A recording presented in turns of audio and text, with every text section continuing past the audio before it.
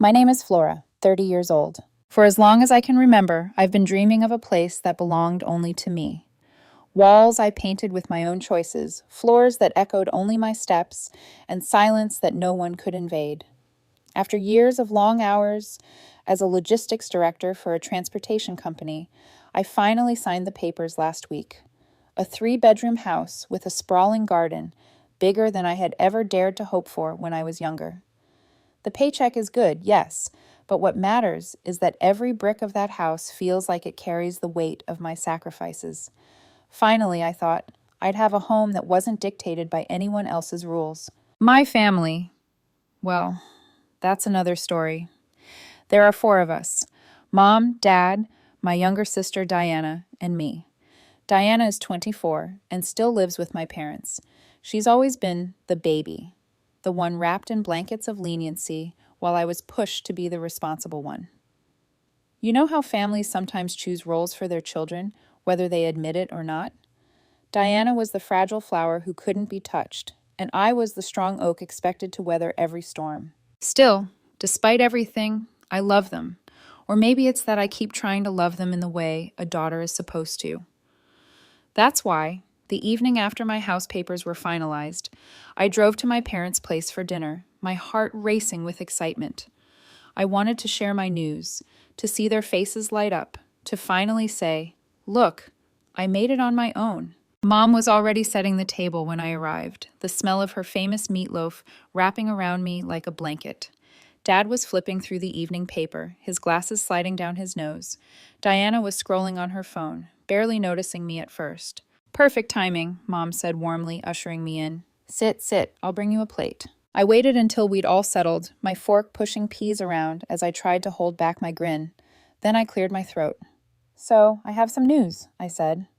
Mom's eyes immediately narrowed in curiosity, fork frozen halfway to her mouth. "I bought a house, a really nice one, 3 bedrooms, and the garden. It's huge."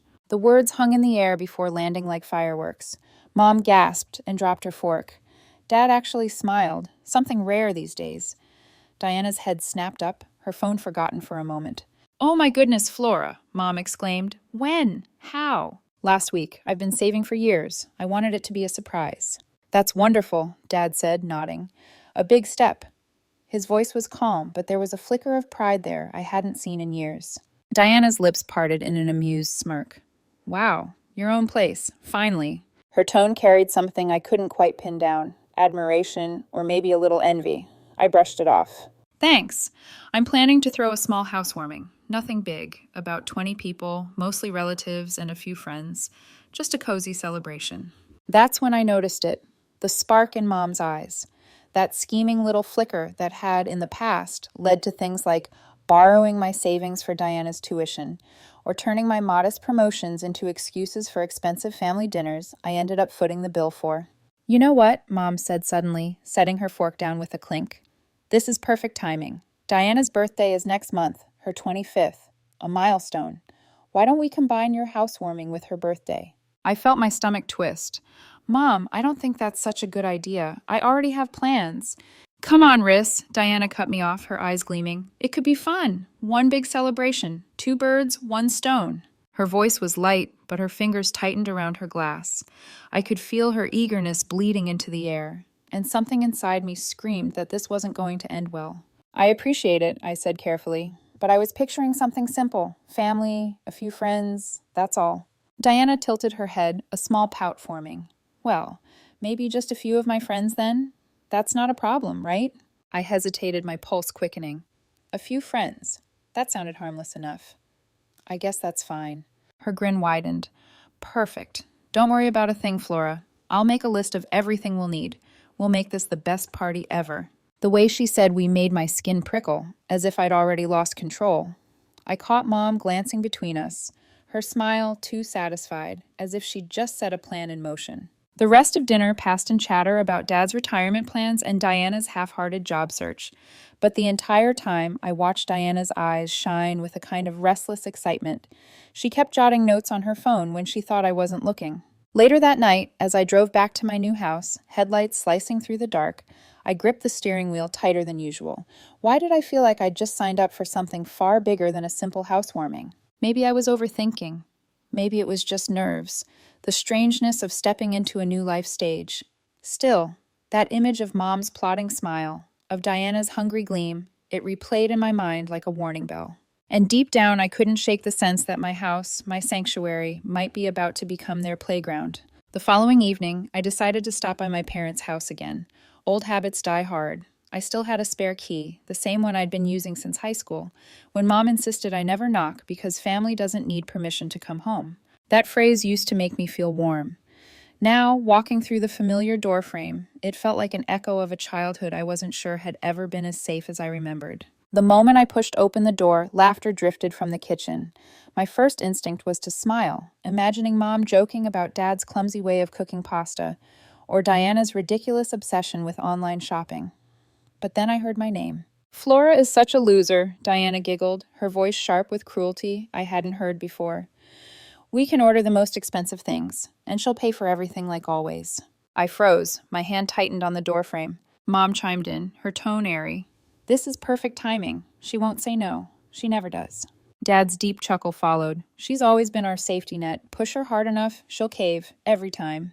The words hit me like stones, one after another, bruising something inside me I thought was unshakable. My chest tightened as if invisible hands were squeezing my ribs. I wanted to scream, to storm in and shatter their smug laughter with the truth of how much their words hurt. Instead, I stood there in the hallway, nails biting into my palms, until the pain steadied me enough to put on a mask. I inhaled, plastered on a smile, and called out brightly, "Hey guys!" The laughter cut off instantly. 3 heads turned toward me when I stepped into the kitchen. Diana's face lit up as if nothing had happened. "Flora, perfect timing. I've been working on the party plan. Come see." She spun her laptop around. The glow from the screen reflected off her eager eyes. I leaned closer. The spreadsheet was divided into 2 neat columns. On the left, a short list under Flora Saison. Snacks, drinks, maybe a cake. On the right, Diana's ideas. An endless list. Flowers, balloons, themed decor, a DJ, catering, an open bar, even a photo booth rental. I forced a laugh. "Wow, this looks extensive. Who exactly is paying for all this?" Diana blinked at me as if the answer were obvious. "Well, you are. Obviously.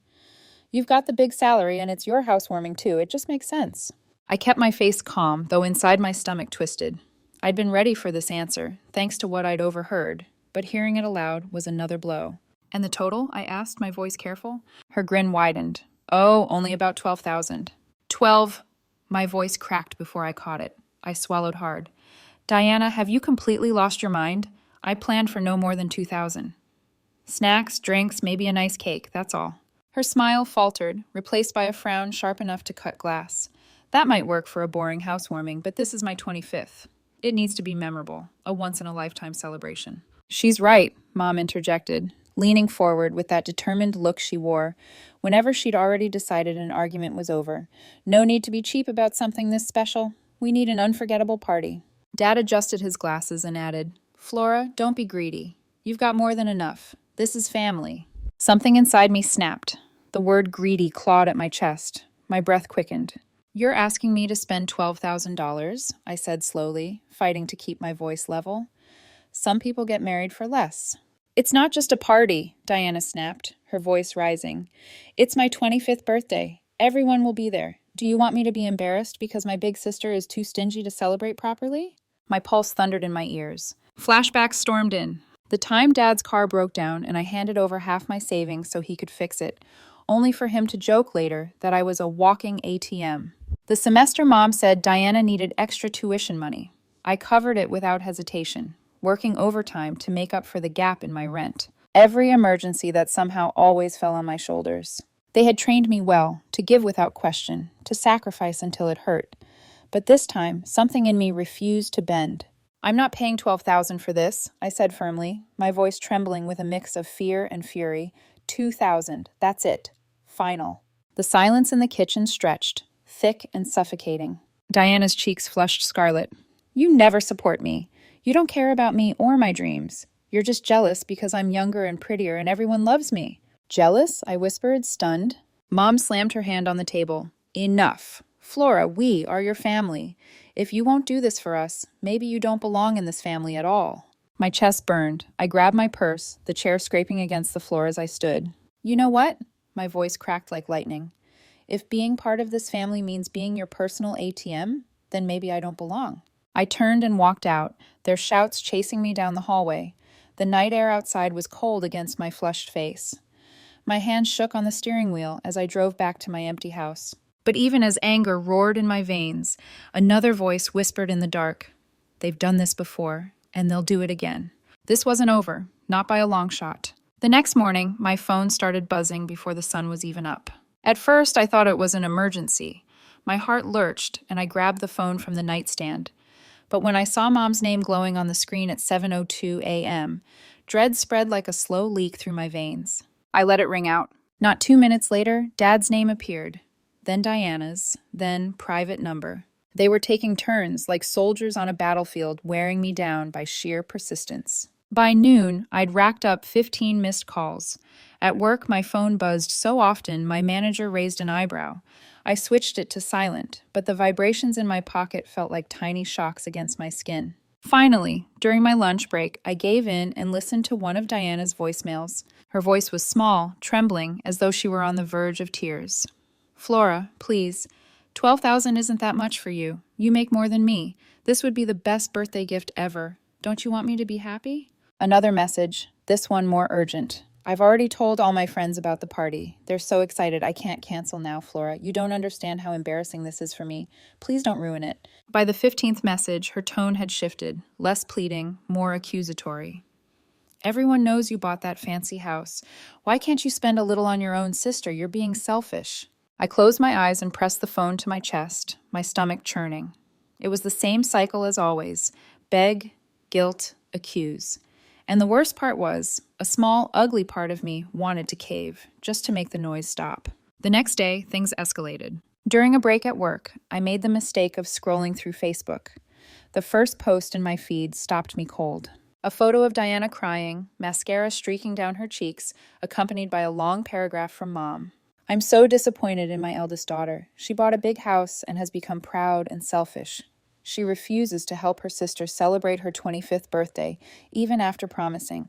Poor Diana is heartbroken. I raised my daughters to support each other, but apparently money changes people. My blood turned to ice. The post already had dozens of comments. Aunt Carol, I can't believe Flora would do this to Diana. That's cruel. Uncle Mike, this isn't the Flora I know. Very sad. Family friends chimed in, piling on disappointment, judgment, even scorn. It felt like the ground beneath me had cracked open. Within an hour, my phone lit up again, this time with relatives calling.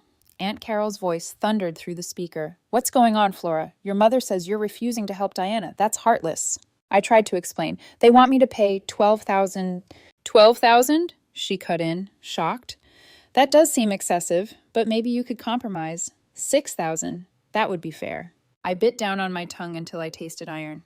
No, I offered 2. That's it. She sighed heavily. Diana is your sister. Family comes first. Click. Uncle Mike called next, then Cousin Sarah, then Diana's godmother. Each voice blended into the same chorus. Family, sacrifice, duty. By evening, I was drained. My hands shook as I set the phone down. At one point, I caught myself staring at my reflection in the black screen. Eyes rimmed red, lips trembling, a stranger staring back at me. And worst of all, a whisper had started to take root. Maybe they're right. Maybe I am selfish. Maybe I could afford more. Maybe I should. But then, like a thunderclap, the memory struck. Diana's giggle in the kitchen. Flora is such a loser. She'll pay for everything. That sentence snapped me back into focus like a slap to the face. No, this wasn't about love. This wasn't about family. This was about being used. Again. Still, the siege continued. Day 3. Mom called me at the office, her voice honeyed and venomous all at once. Flora, if you don't pay for this party, your father and I won't talk to you anymore. We're serious this time. That's your choice, Mom, I said flatly. How can you be so cruel to your sister? To us? Click. At night, the phone wouldn't stop buzzing with text notifications. Friends of Diana's joined in now, sending messages about how much the party meant to her, how I was ruining her life. By the end of the week, I had 37 missed calls in one day, 52 texts, My voicemail box was full. One night, I sat on the floor of my new living room, surrounded by unopened moving boxes, the phone buzzing endlessly beside me. My house, my sanctuary, felt more like a cage. Tears burned in my eyes. I almost dialed back. Almost said, "Fine, take the money. Just leave me alone." But then I saw the empty space on my wall where I planned to hang my first real piece of art. I thought about how many extra shifts I'd worked, how many sleepless nights had carried me here. And I remembered the words, loser, ATM, greedy. I wasn't greedy. I was done being their pawn. I turned off my phone, tossed it into a drawer, and sat in silence. For the first time in days, the buzzing stopped. But silence can be louder than noise.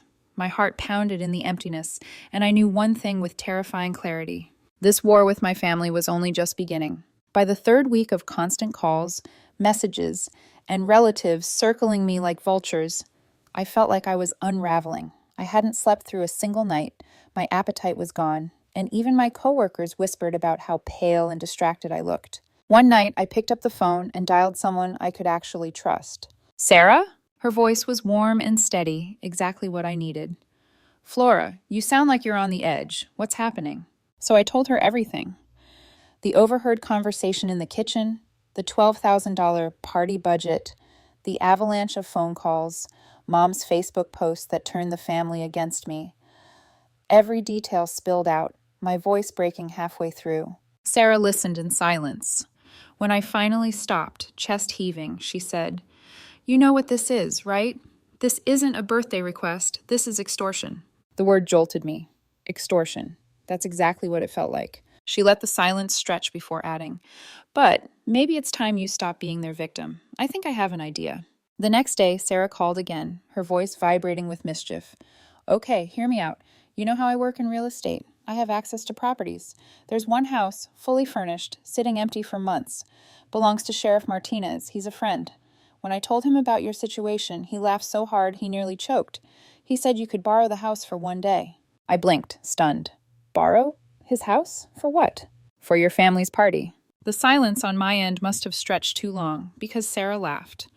"Picture it. You tell them you've reconsidered. You agree to the joint celebration. You give them that address. They plan the whole extravagant party there, spending their own money.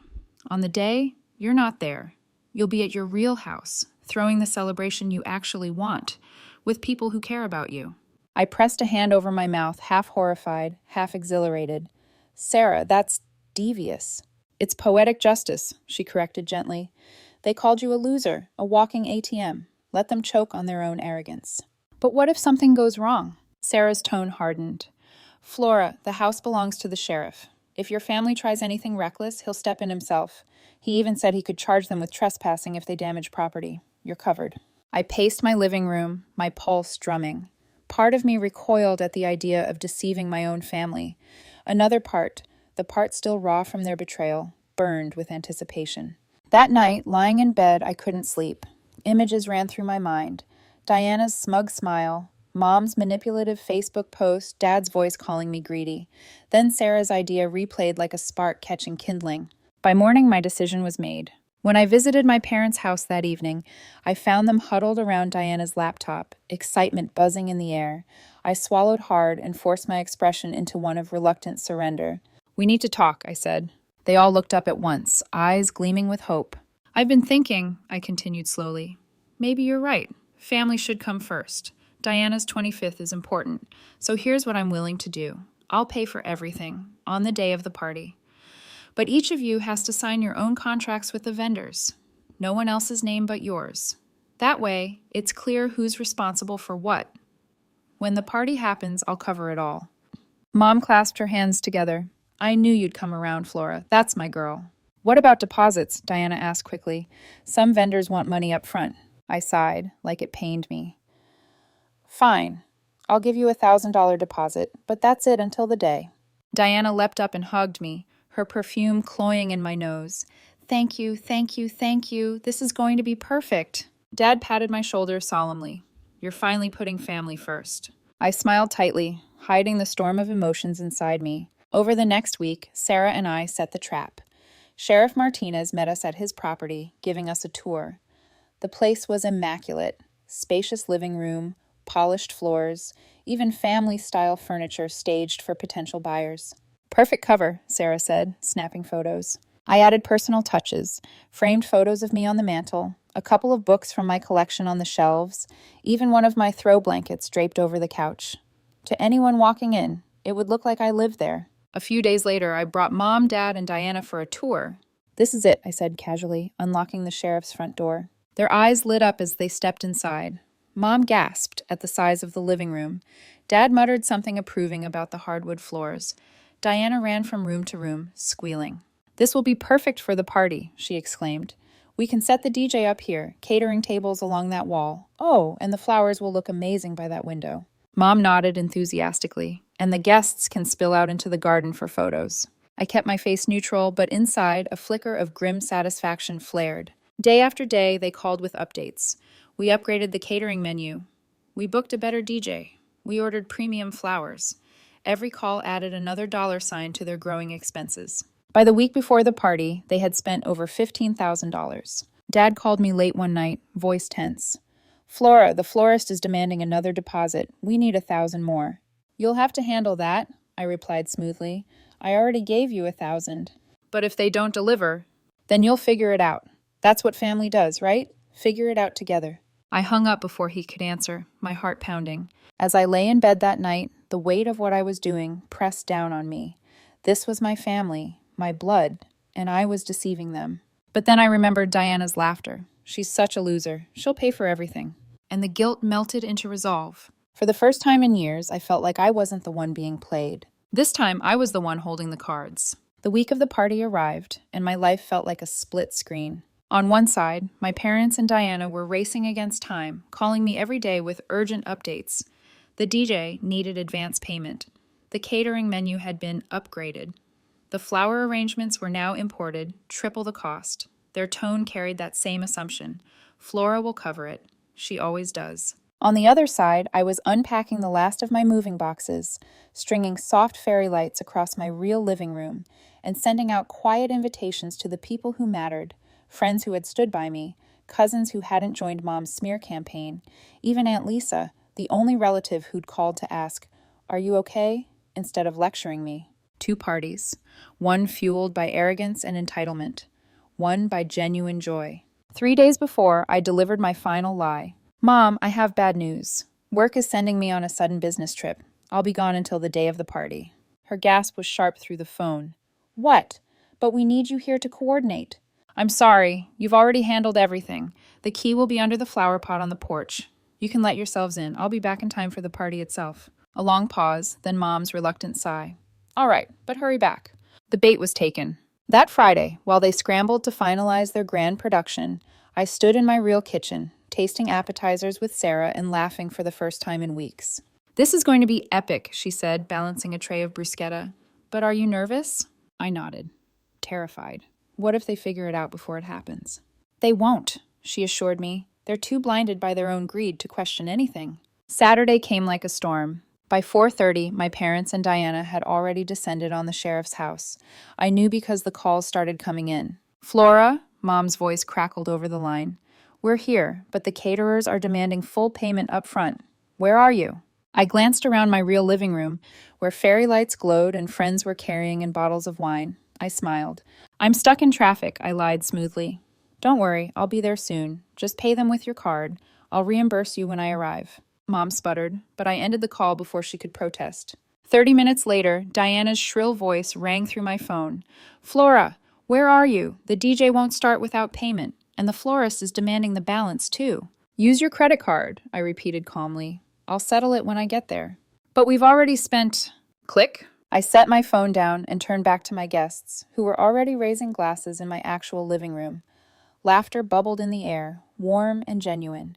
The aroma of home-cooked food mingled with the fresh flowers Sarah had arranged. The contrast was almost surreal.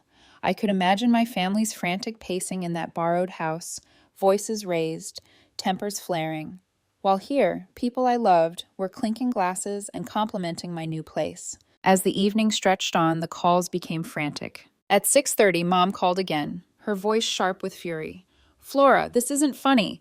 We've maxed out our cards. The guests are asking where you are. Where are your friends? Where's anyone from your side of the family? I strolled to the balcony, phone in hand, watching the glow of lanterns sway in the garden below.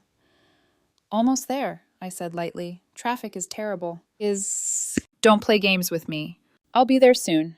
Click. Behind me, one of my friends whispered, "This is like watching a movie unfold in real time." Another cousin snickered. More like the best revenge plot ever. But even as I laughed with them, my pulse raced. The tension was a live wire in my veins. How long could I stretch this before they realized? By 7, my phone buzzed again, this time vibrating so violently it nearly fell off the table. It was Diana. I answered on speaker, surrounded by curious faces. Her voice cracked with panic. "Flora, what is going on? We've paid for everything. The DJ is stalling, the food is getting cold, and people are whispering. Where are you?" I walked into the middle of my living room, raised my phone high, and gestured for my guests. "Everyone, say hi to my family," I called. A cheer erupted. Glasses clinked. Friends waved at the camera. Behind them, my real house gleamed with warmth and life. I sent the video directly to Diana. Silence followed on the line. Then her voice trembling with disbelief. "What is this?" I let the silence stretch, savoring the weight of it. "This," I said softly, "is my real housewarming. The one I planned. The one I wanted."